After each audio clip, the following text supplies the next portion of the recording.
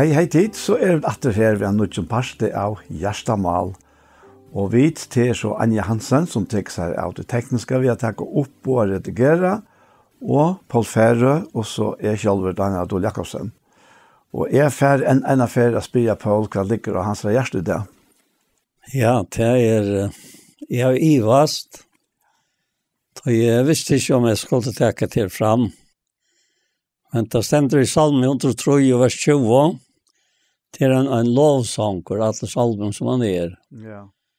Her sier han, lov herren noen tid ønglar, hansara, tid veldig mått, som gjør at jeg og i han bøyer, vi tar samme som til høyre, ljøve av rødt, et av året hansara. Så det var nå, og jeg har det vært lenge gjøre for å få glad for det. Høgne fotografer, Høgne Jøkladel, og Høgne var nesten 20 år eldre enn jeg. Han fødte i 28, og jeg fødte i 38. Så kom han kjenne han vel, da jeg pleide å få glad for det. Som smadranker opp etter, og han jo så mye godt latt sinne, altså etter det. Det virker for meg som alt var spilt sånn, men at han for spil, det her alvor. Ja. Og så var det Gorda Marsten som började i Arnvids honk, og så innløyte han og bjør velkommen. Og så fortalte han disse søvnene om Høgna. Og andre søvnene var nok så nødt, og henne var Sinter eldre. Jeg hadde andre vært fra 2011, og henne var fra 2019 et loksvart. Men hva så sier, så var hentet søvn at en kvalt, han fra Vitja Høgna, og Høgna gavn og lever som alltid. Så forteller Høgna til at vi nått fikk jeg ankla Vitja. Men det var ikke kvitt ankla, sier han. Det var en angel, og han blott eia, sier han. Og det var nok en med som var kommet til 4, og han løyta finne nok til som ikke var stankt, og det var kjøkna, og så førte han inn. Og han kom inn til Sandsna, og Høgna lå og svev, og spurte om han kunne få en sang å sove ut, og han var sitt 4. Det var gammel når Høgna sprakk opp og sier, du skal bare lette til min sang. Ja. Så det var hans problem, og så lei han seg selv han til omkring ærestandes, og så svev og bare inn til Høgna vakna i, og medveren svev så trygt, og han får så bare gjøre en gåan sånt av støvra som jeg skilte til mannen. Og så selv tror jeg han visste at ikke medveren for å være svenker til henne for vakna i. Ja. Og så vakna medveren, og kommer for unddraver opp, og jeg var ikke som han spurte om hva han var, men det går så jeg Høgna gjør støvran, og tar sett så at få seg, og Høgna som alltid så takkade han for maten, og han var glæver i hoa, og pratade med mannen, og spurte hva han var fra, og ta sier noen, og han sier at hvis han yngste til, så kunne han også godt køyre han, høymatter, tar det hona seg en av løtt sammen. Og dette var Ångdavik-kjennene som Høgna snakket om, men hva var Angela, så det var ikke snakk om det. Høgna var Angelen, ja. Det var han som gjør det smerre beien vidt, det samme som han hørte leve og rødt hans her. Beien til mannen noen, og til herren noen, og så gjør han akkurat det som en angel skal gjøre. Så her ble bare anklar sammen i heimen. Ja, først. Og dette sette jeg sånn dam og gjerreferien at han damen kvarvis alltid. Altså. Han ble hengende vi. Feie til en annen tale i, og så den 3 enda i og takka i, og så framvis sannsynne røysene. Det var oss himmelbarner. Jeg tar himmel langt og her. Jeg sendte en 4 givet ned til landsut til kjøs, hva skjer det hver. Herre Jesus til himmel her. Så allt bär bra och ankla vitsan i det hela. Så jag satt och huxade om det här. Ja, det månader av få en gåva mottag och en vanlig alltså. Helt visst. Ta ju bara lika skuffa er av sig själv och ganska lakat. Jag vet inte. Nej, det var signa mottryck som jag fick hos onkel Anna och hon hej nejvan reagerar så läs. Då är inte säga att det är just det var ett. Nej. Men kostar så är så värt att det som Harry ber. Ja, absolut. Ja. Och han är ju så lagt han in här vid sidan inte. Fattar han får han gå. Nej, det tycker vi. Akkurat. Ja, så. Det ständer också om anklar en 4 verser här framme som vi lade upp. Och i Matteus 18:12 så till att det ankan av är som smav och vanvira. Tog säger tecken att anklar torra i himlen. Så alltid andligt färgsmåns som i himlen är. Så här får vi en annan variant av föranklar och tar det ju alla ställen. Tar det ju Hebreerbrevet säger tar det tjänande antar som vi har sänt ut till hjälp som ärva skulle frälsa. Ja. Och till inte anklar han textar det men till rockon kom i Abrahams han textar det. Säger han öjsen, ja. Så att det är nek omrött i skriften och i Gamla testamentet och i Nya testamentet, ja. Ja. Det kunde vi inte komma bort ifrån. Hvordan Herren hjälper tog att nekver tjänande antar, att det är tjänande antar, ja. Så antarveren är en underfullt ver här som Herren räver. Ja. Och hon är rävlig här som han inte räver. Av samma håll, ja. Ja. Jag också som att det här Berg Stefanos där Angel kom till hans där och han fäll ner att slå till piano. Ja. Men nej, han var nästa gång. Ja. Och Eisen Johannes. Ja. Och du uppenbarelsen, ja. Ja, man vill stäcka över det man för att tillbe att det som kan man säga tjäna. Ja, akkurat. Ja, nettopp. Det är han som hever tjänas momenter som vi tillbe. Ja. Det kommer ösna fram och just när siaraffären om Högna att Högna han talar ju inte alltså men han tillber. Han var själv tillbedjande alltså han det som var så underfullt vi har någon eftersom så vittnande satt och var till att han röstade sig alltid på en vägen till brevbroding fistor och till jag nog var så han så var upplagstor och var hemma och så framvägs så och det var särskilt detta det vi köpte han hej vi Herren. Det var mest som om han var här som han var alltså och det är han också. Det är bara så ovanligt och i människans hopp att tåsa sålös alltså men det är en tåsa vi Herren och tvärst med människor som mest kötta att det är ut om det vanliga alltså. Akkurat, ja. Så jag vet inte om det är några häsen som tog över också Maren men detta var så det som är också om och så att det här vers i öjsene och i Johannes 8:2 så säger Jesus vi han sannliga säger till kon till skulle få så till himmelen öppnan och anklar Gud står ju upp och ner och färra ner iver människa sinnen. Färra ner upp och ner och färra ner iver människa sinnen. Så här är att näka in i människan som anklar vi och ja. Och så att det är sista som är tag vi till åkara alltså.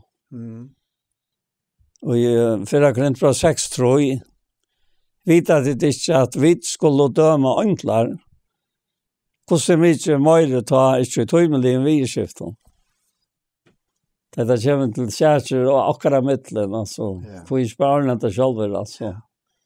Akkurat. Som han säger om det kommer ihåg att bror tog in här och det mötet här. Det är så gav han så där lite alltså. Och för så först och samt med bror tog in. Ja.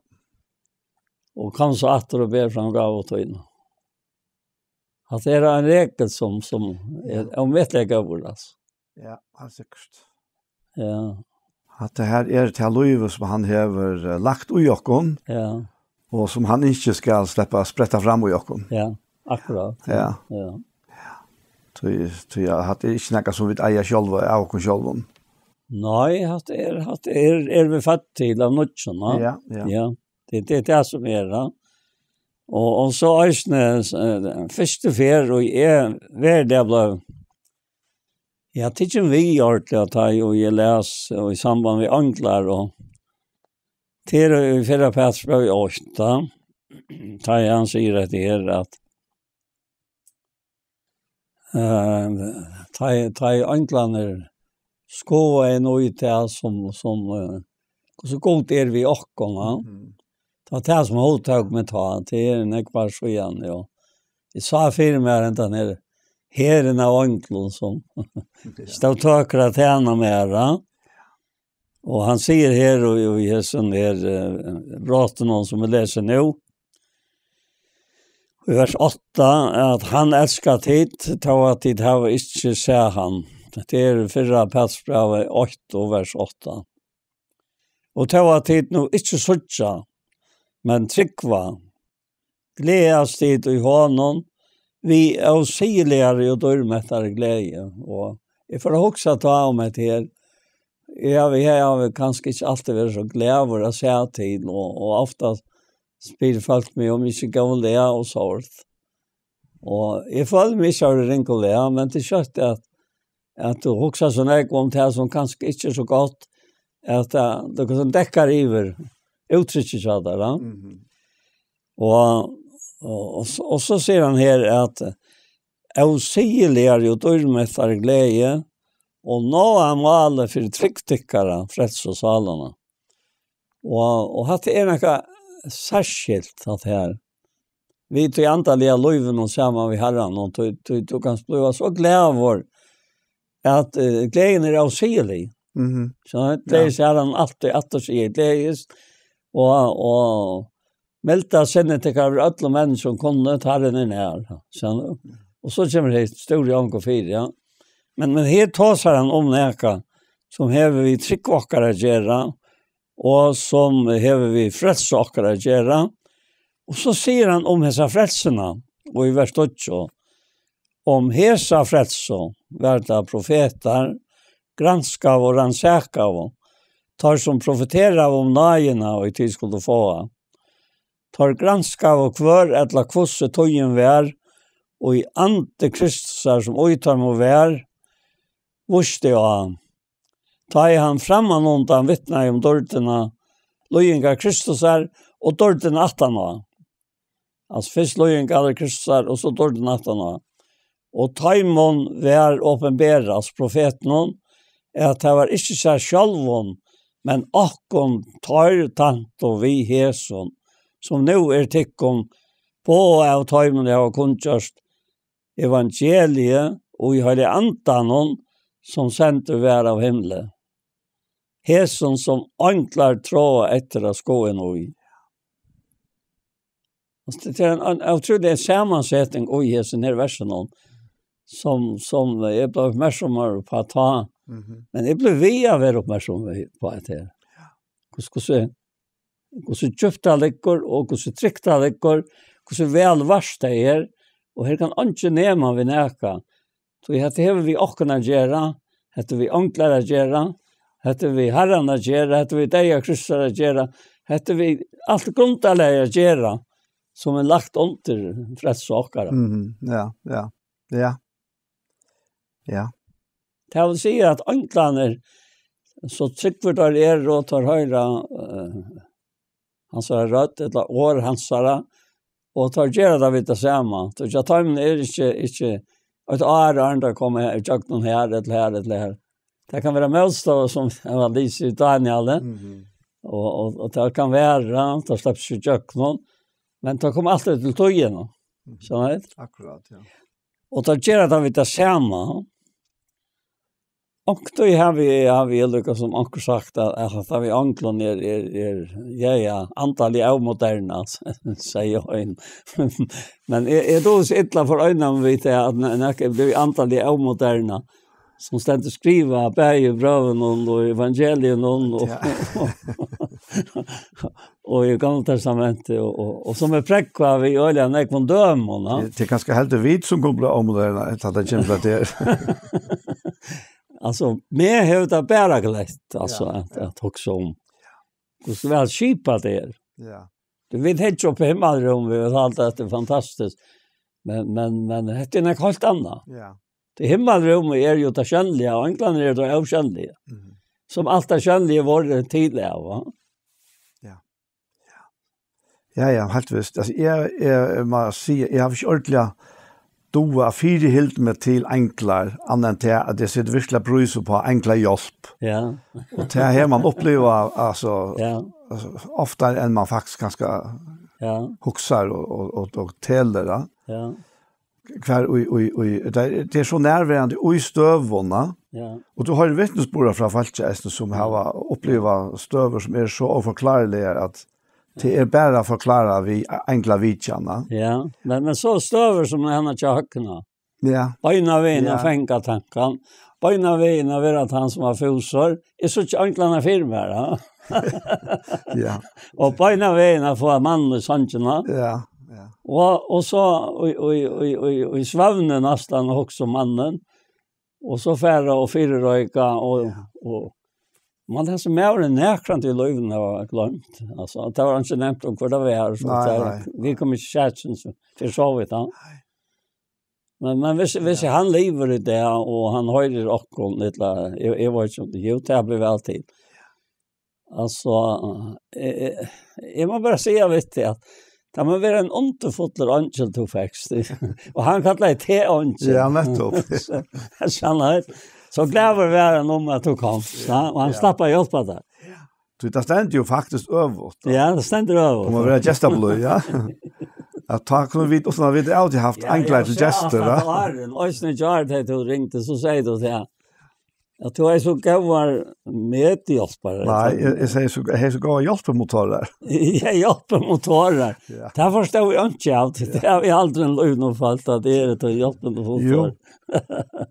Så här man vill också det var enkla gester när vi allt alltså. Ja. Det är helt säkert alltså och Ja, det är alltså vi är så alla imes som människor. Ja. Men jag tycker faktiskt störst så är vi attla till att vara mer eller mindre avhängig av för en ör. Och ordentligt. Ja. Och här kommer Sean först och främst akkurat matchen i bullat, ja. Ja. Så ja, så jag säger honom en hövs hjälparmotor, alltså den första hjälparmotorerna. Och så här vi är hjälparmotorer som sätter mig igång där. Här stod en.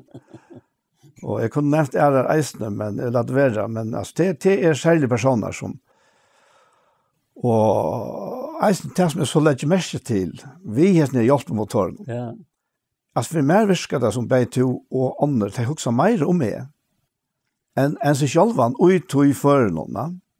Ja, men hatt så utlagt att godamliga människan. Jo, helt det. Jo, det är naturen så att. Ja. Du läser om att kärleken var vi i brevbrevet 13. Kärleken var vi i vers 8. Ja. Så kommer bort att han har vers 2. Glöm så att gesta blöj. Så här vi har nöker utan att vita att jag har anklat till gest. Ja. Jag ser att hade man inte vi hade övervått av tusen hästen här upplevare. Ja. Och alltså alluga så är det här angel som man kommer in till. Ja. Alltså jag var så rik och stor att han kallar hin för angel. Ja. Och så kan du gott få allt in i texten. Och det är det som har hotat med i systen.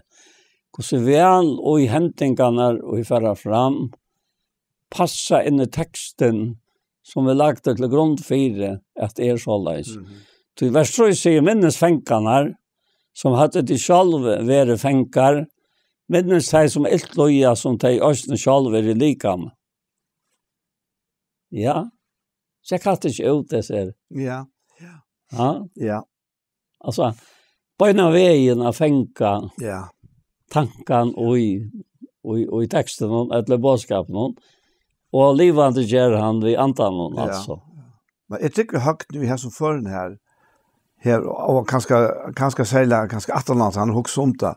Han är så glad att finna höve. Ja. Till att tant herran av vara och hans röst ja. Att det var han. Ja. Det var han. Så känner jag. Ja. Att det hade hållit otroligt alltså det är.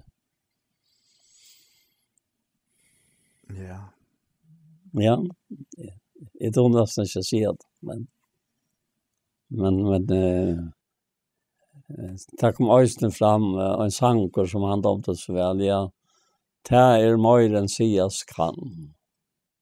Ja, ta mer än sias kan. Han kärlege han till mitt bär mer än sias kan. Att kom östen fram och ja. Ja. Jag också om att det här så man kan det är sånt att sanchen utan att också om vad sankre säger det bara så strafna säger ja. Det är inte mer än sias kan. Alltså vi nu sitter här och pratar om. Jo. Hvis det ikke var mer enn sies kan, helt til så at det er enorme vi gjørstene som det gjør, bare ikke åkken som sitter her og ikke tar imot som høyre. Det er ikke på tid. Nei. Det er ikke årene. Årene og jeg har talt seg Jesus, de er og anti og er lov. Ja. Så nå har vi det. Det er så ja. Skjønner du? Ja, det er akkurat det. Det er anti og er lov, og leser du om antan, og ser innehaltet alle stedene om antan og i evangelien, om hvordan Jesus omtaler antan. Hvordan han ser fram til løtene til han slapper seg at det er ikke til gagen, at er færre borster, til færre er ikke borster, så kommer antan ikke til tikkere. Men ta er færre borster, skal det sende tikkene han. Ta han kommer, skal han teka av mer og kontra tikkun. Altså, hva er det vi nå? Akkurat. Tid har vi ikke utvalgt mer, sier han neste versen om. Jeg har utvalgt tikkun, og jeg har sett en til det, at tid skulle fære ut og bære avvokst. Avvokstikkere skal være vi, så færen kan gjøre tikkun alt som det ber han om en annen måned. Hva lykkes vi nå? Hva person drever han nå framfor jokken? Kristus. Ja. Nej, jag också om du har läst från Petrus brev om dessa frälse, ja. Ja. Alltså månen och Jesu frälsarna. Ja. Och alla är så kallade frälse. Ja. Det är att andra frälsa bygger upp på att det som vi skulle göra. Ja. Och om vi skulle räcka till att täljas på ju via något tungt och så där. Ja. Men hända frälsan här. Det kan man också ringa till åkken att vi är naturligt att ta motor. Ja. Hon gånger ut på att det är han som viskar allt i ödlorna. Akkurat. Ja. Och så är bara spårningar om vi vilja alltså låta han släppa. Att viska allt i ödlorna. Ja, att viska allt i ödlorna. Att det ångar det hörs för. Nej, men till test blir det stora visar frälsen. Ja. Ja. Ja. Alltså vi alltså jag tycker att det kommer helt från Årstagaren nu, alltså ta i fattlet var kom, ja. Att här är röjna fjällas, att röjna alla tyna, röjna vi är fram handa vägen, röjna bygga torn till himmels och så vi är alla vägen i jakten, alltså kvar ut och särst, ta människans lia strämpanderna efter att bliva acceptera och vara goda nog. Och men Guds frälse hon bygger akkurat över det. Nu minnet om jag har bott med en jordskvalitet och det var en sån bott med kvar. För jag nämnde detta fisk som jag har nämnt här om högna och fortalte jag så sövnöjstne och det kommer så här äldre och i alla dessa här fyrstan männen som sa det. Ja, det var jag var som inte alla satt och alltså det visst det var alla så det först för det en. Ja. Att hur så att alla ho alltså. Ja. Och tar sig Olaf heter här att han får en fond och haft i ögonen för Olaf Olsen. Och här hittade jag en man av gången när han spurte hva han för och han säger han får en fond och så träffade han åter och så spurte han vad det var för fonder. Så säger han alltså hvis du inte till så är du välkommen nästa fjärr.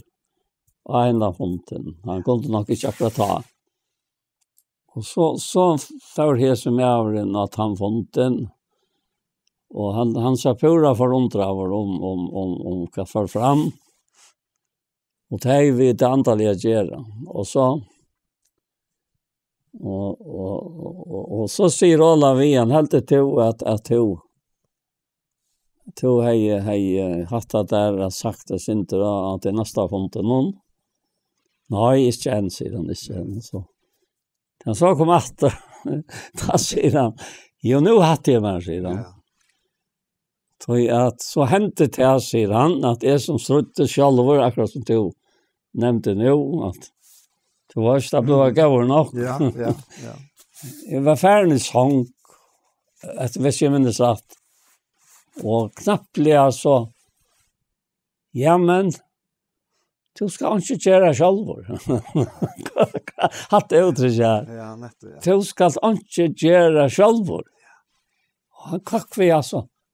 Jag inte göra självor till hva? För det att du är moin. Du är moin, alltså. Du är moin, vi inte göra självor. Och han förrakna in. Och han pröjsar herran för det. Knappt det nu.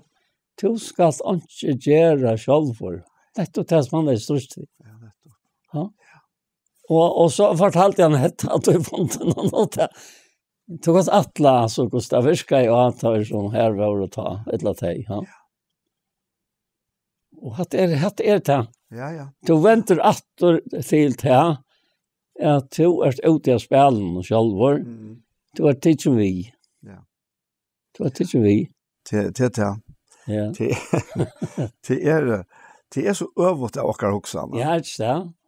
Det är tärda bara. Ja. Och det som är ofta åkar problem. Ja. Och ofta är det självt om vi alltså har vi tycker vad nekvar och allt det där så är imisk öde kanske åkar löve som vi Ja. kan vi inte ordla halta ja men det är snägt att Ja. detta klarar jag själv va. Ja.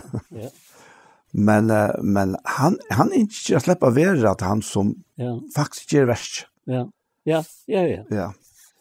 Toi god han som viskar og utekkom. Ja. Bæði av vilja og av viska etter gav av vilja sånn. Ja.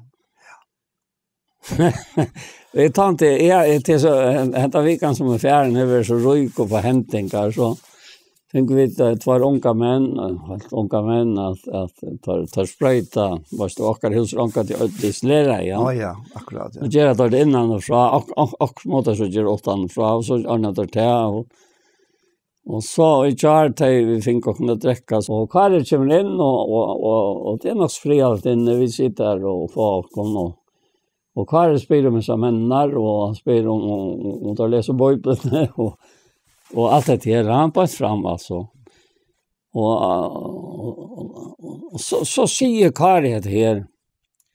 Ja men alltså är det inte så dafter som vatten och kom vara här som 14 gamla jo, det var det där. Och vad satte det ta? Det vakte med alltså. Alltså det viskar så gott. Ta titta av prästen och det satte att det tryck var god färgen, god sonen. Och gå till en helig andan, alltså det blev konverra i det. Så att det nej eller ja. Ja, måste det inte. Säger man. Ja. Men jag kan säga man så jag ta förra döme var att du ska inte göra. Och man måste hesen här unga mannen att tar finkan jag också om. Som det kanske inte är också om så som det nu också om det. Han spurte bara till han och så fortsatte han att prata och det var stottligt och allt ända i en sån rum och kläge. Det var bara så. Att det är så 3 dagar nu var det nog lite när jag kom efter till hus i det. Och det så glädje, det så lyckliga, det så raster. Och tar runt 20 år, ja. Ja. Att han säger bara, han tar bara det här som tar det så ja till, ja men alltså, ja men han inte säger nej ta, ja. Nej. Och mest det sånt där skät väl och i förhåll till det som tarvar i akkurat det här lötna. Här vi bor, ja. Ja. Och för brötningen från nej till ja. Alltså det vill läsa till det han som tror att sån över alltså han som inte vill loja sonen ska inte söka löve när röj och serverande i rom. Man näkar inte så där. Nej. Alltså nu nämnde du att det är samma konfession, men jag tycker bara i tror för någon och näck någon för en är så är det näck människor som kanske inte ger så ordentligt fär om hur så stor vekt det häver. Ja. Att ta jotta. Och här var jotta. Ja. Det här var jotta. Ja. Ja. Tui att det är så öde kraft ut tui. Ja, det är så kraft ut. Tui det är egentligen bara att Herren spyr efter. Ja. Det är akkurat ja. Ja, akkurat. Ja. Akkurat ja. Ja. Det är. Ja, och alltså för jag också som ta och vi har fortalt det att vid jullampesker tar en bok som då sålt i skolan till Eva bad. Alltså man tecknades för den kostar 5 kronor det där och ankor kostar 2 kronor tror jag. Ankor kostar 3 kronor. Alltså det var pengar vidare ta, alltså. Och så minns det läs om en agent som blev konfirmerad. Och medan prästen spyr här så blev hon frälst. Alltså bevusst frälst. Och lästan tja och åttmar med att hofton. Det var affärer runt i husen i alla böcker och det var alltid goda böcker. Så det var öliga folk som lås och kvar och låses böcker. Alltså det var lås och farliga. Öliga goda böcker alltså. Och världar att läsa. Vi låser öjna bajer alltså. Någorlunda. Och i samma sång läser vi samma bok. Ja. Så det annars såna så tog jag in kanske läsa intressant. Så släckte jag lamporna och det var abelden så att det inte för att slöjma eller. Och så för att jag ber boken efter och fick en ära och så framvägs. Det var bokasammanjocken. Det var det gamla som bor i Tofton. Så tid hade petroleumslampor och nattlampor? Ja, petroleum. Ja, det sätts komst för 6 år, ja. Tag till flotter avbiktene faktiskt. 6 år, då var i havn lärde malare, var nek vi havn, og så har vi noen vetren ta miniagera, og arbeidet byggt også. Men det som var tøkt, altså, og som var godt, det løser vi, ja. Og jeg kan bare minnes godt av det. Så hade Lise nöglarna lugga kött på i det där kunna sitta. Ja, vi vet det så nöglarna. Ja. Det var inte alltid vi fick och flöjde böcker så att folk var goda böckerna så här och gärna från attor det låter mest så. Och detta var alltså de som bor i här att haft en särskild rättchen vi kallar det rättchen, ja.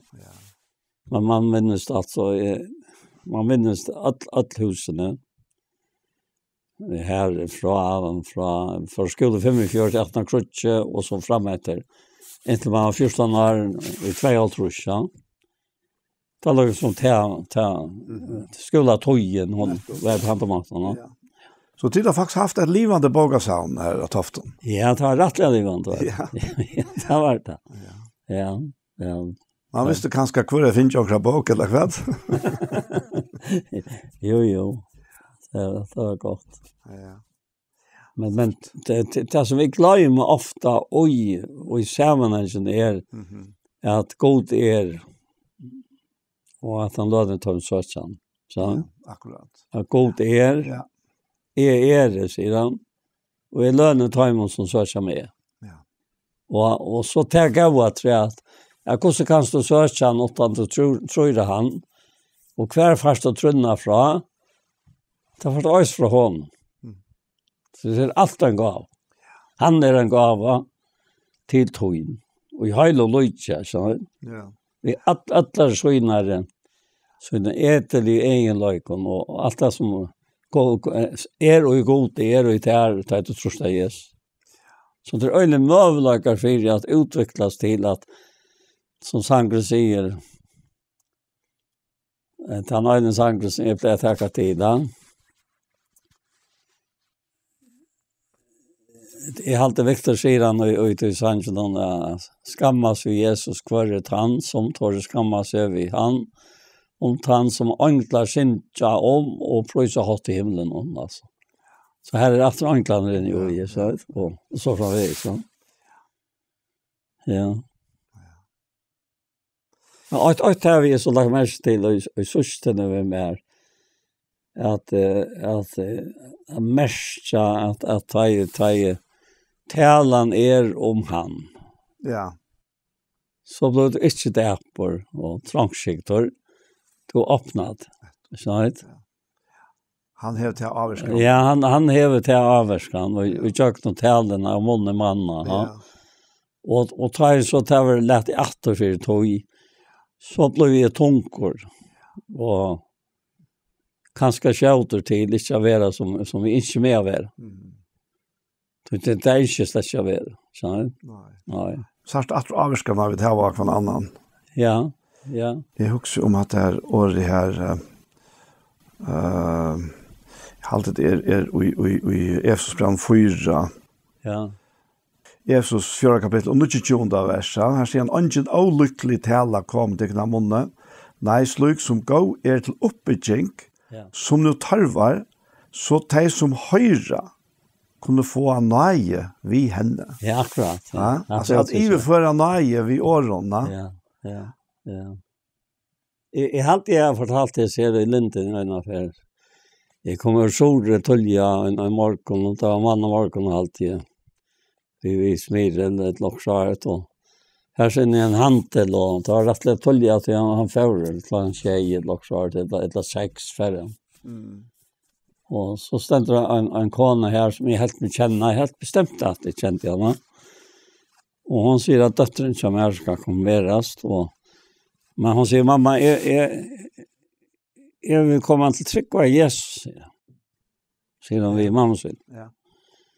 Så och jag fallt det akkurat som hon lägger upp till att jag kanske kunde komma in och jag hade bestämt kände jag men så knappt så fallt jag till här vem man själv så säger ja men gå är du själv tryckvande? Ja, säger hon, är tryckvande. Men helt att de näka är verkrar i världen än han att en mamma och tryckande mamma och en dotter som också vill vara tryckvande, alltså vill vara bevisst om det.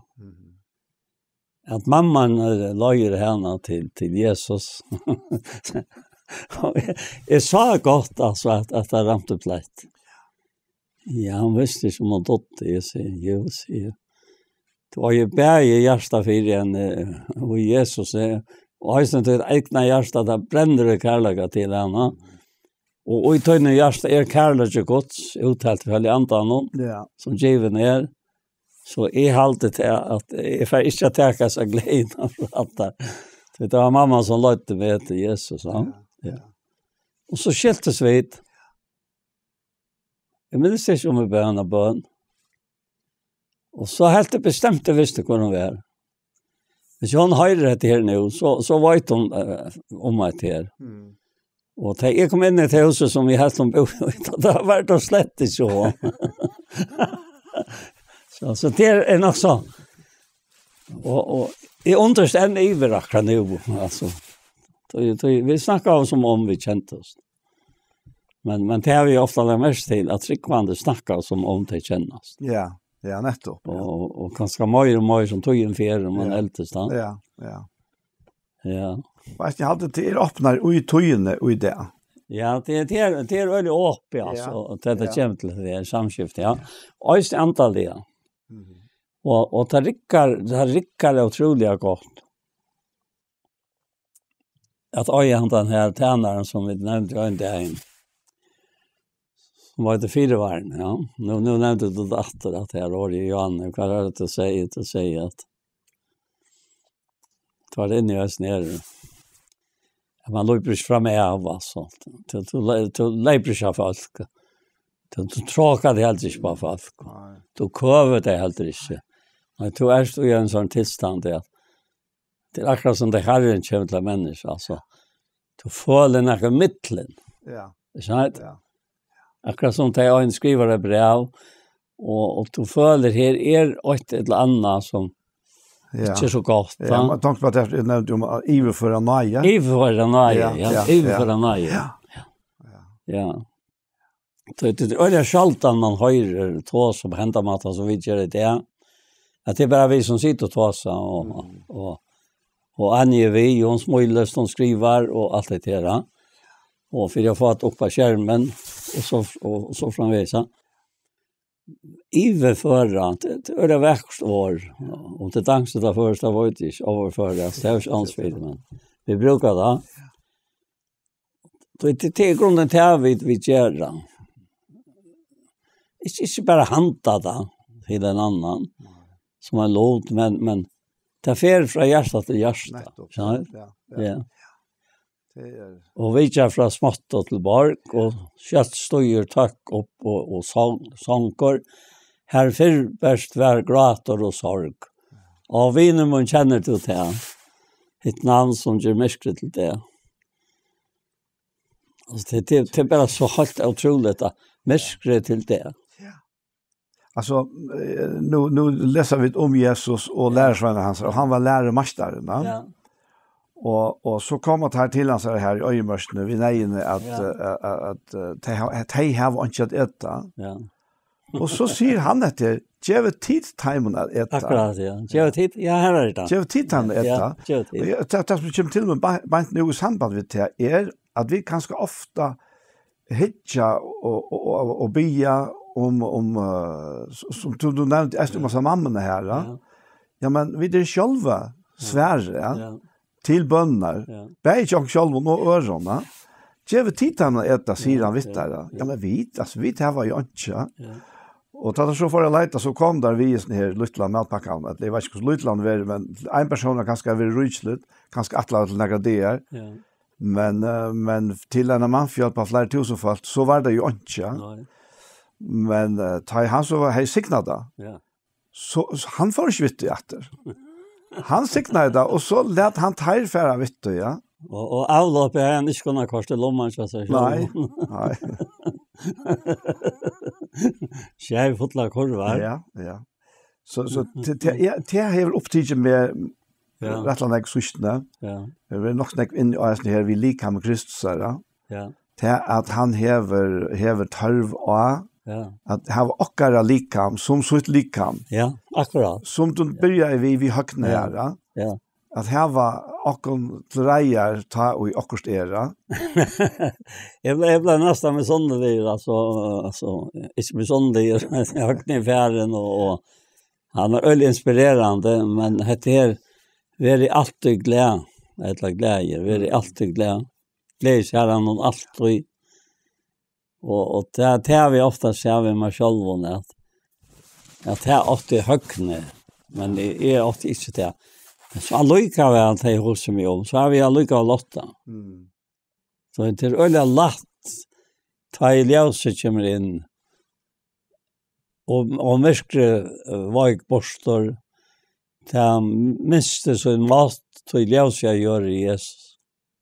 Och säl och lov till dig är något eller sidan här ta i ljuset jag gör i Jesus. Och jag skriver om det Markon att Jesus i himlen är han och Jesus jag gör är han. Men nu är han i och. Alltså, då kunde jag säga tid är Jesus så länge som är i himlen är det Jesus men nu tid är Jesus. Stavar som ständer en fjälle han fjälls inte. Det är så och då tänkte jag inte ljus för jag kvar att efter någonstans och fjällat det för folk. Nej, det ska lösa ötlorna. Ja, nettopp, ja. Det är som blev jag komma till med det gott nog är det som sammanhänger nog så negativer. Det tar Paulus skriver till dig i Korint. Ja. Här det var ju en stor samkomma och här är det en imest. Ja. Men det som ser ut att gänga att jag faktiskt bäger brövn är att här är personer som faktiskt vi årens röjna att bråda ner till som alltså folk i mitten där och i samkomningar och så säger han här att men det kommer kött tilltyckare om Herren vill och då ska det få känna inte år men kraft tarra som uppblåster ja. Så hade jag lukat en negativ sammanhang men allikevel så säger stadfästaren i vers 20 som vi virkelig kunne ta til oss at rike Guds jo ikke år men kraft ja.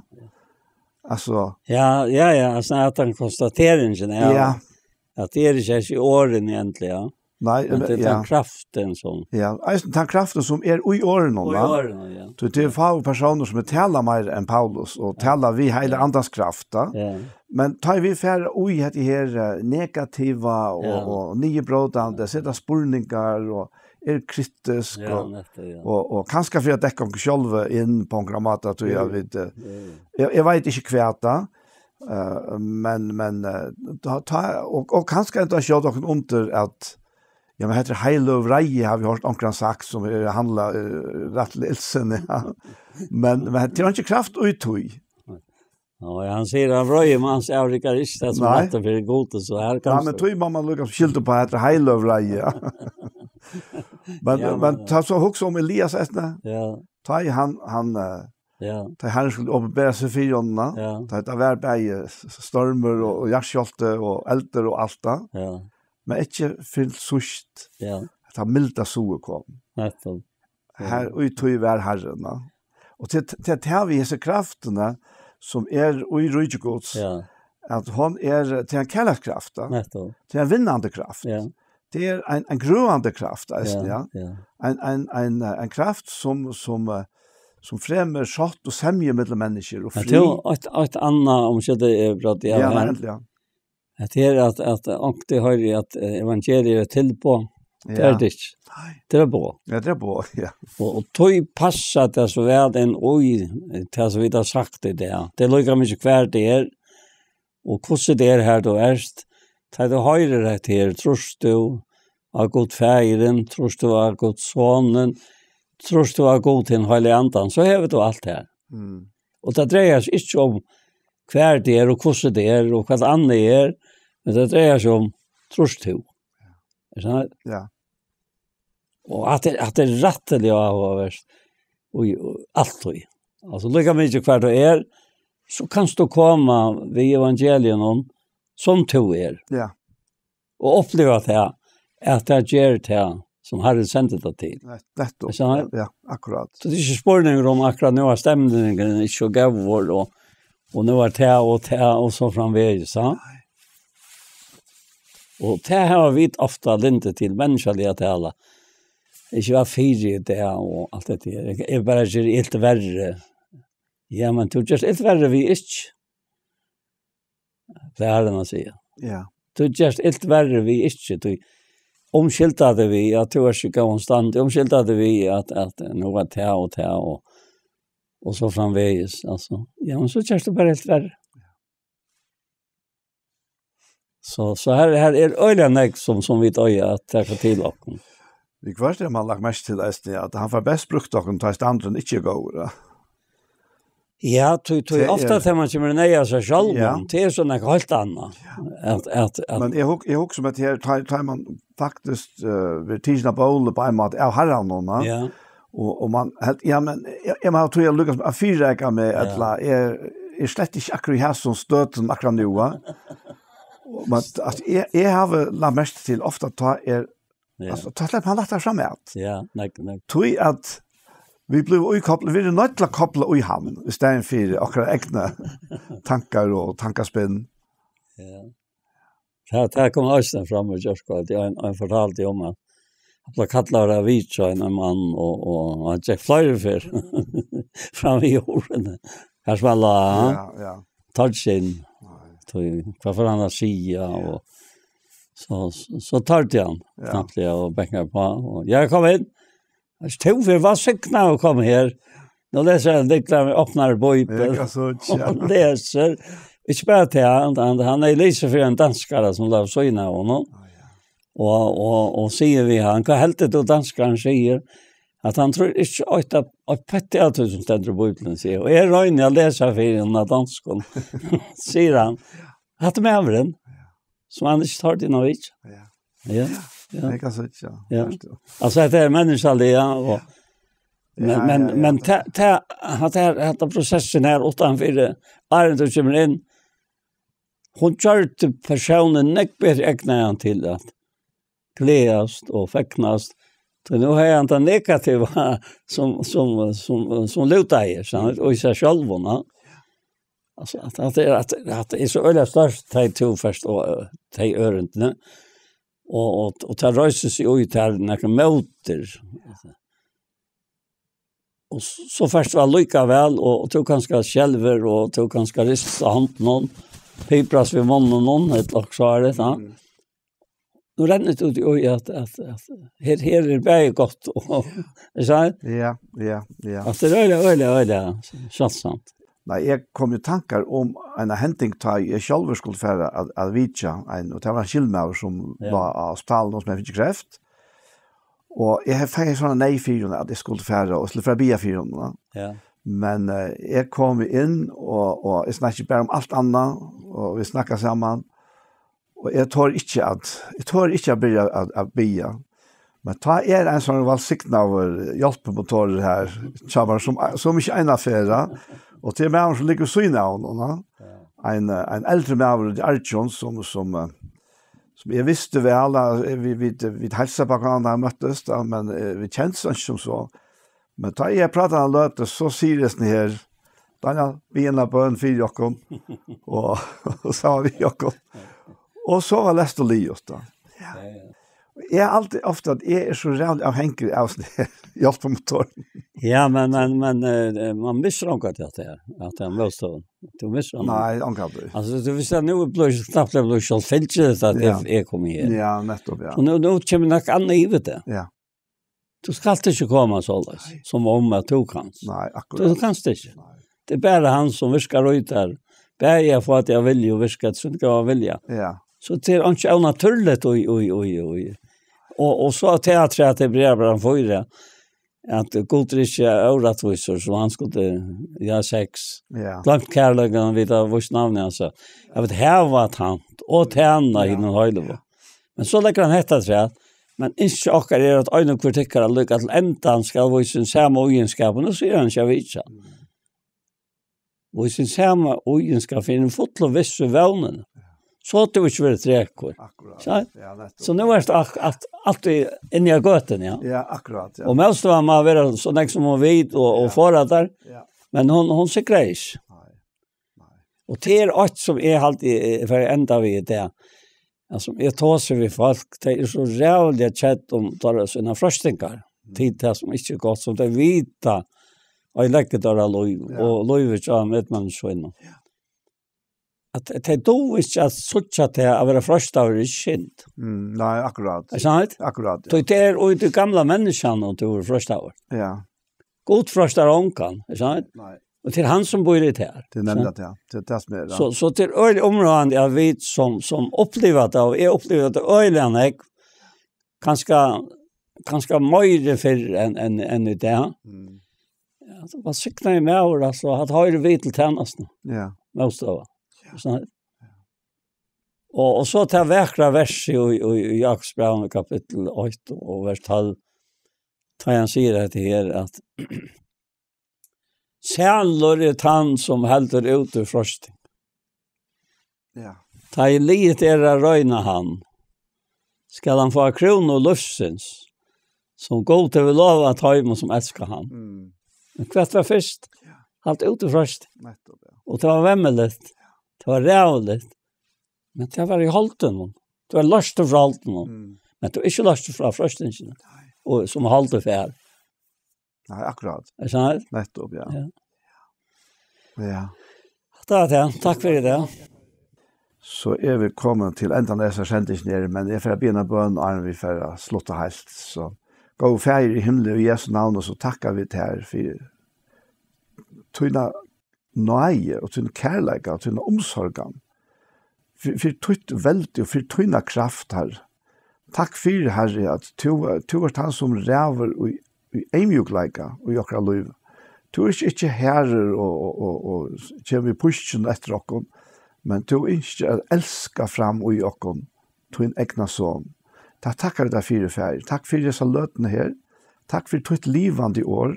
Takk for Herre at du ikke rette ut til hvert eneste eit menneske, lyka mykje kvært og kvosse, hvordan omstående har å lea seg i livet, hver feiler i gjørte eller ikke gjørte Herre. Takk deg for Herre at du er lyka vi ødel, og du retter ut til ødel mennesker Herre. Fær i Jesu navn så innskjer vi til hesa løte, at årtøyt, hele andan, skal nå av gjørstene. Og i Jesu navn, amen. Så får vi da takka for Jesu før, og vi til som avgjørende, til Anja Hansen, som tek seg av det tekniske, og Paul Ferre, og så Kjolver Daniel Adol Jakobsen. Parstar av Gjerstamal jeg suttja av sjånvarskanalene tja Iktus, her av YouTube, Iktus sjånvarsp, og det har vært eisende senter av Kjei, Kristelig Kringvarsp. Så tusen takk for Jesu før.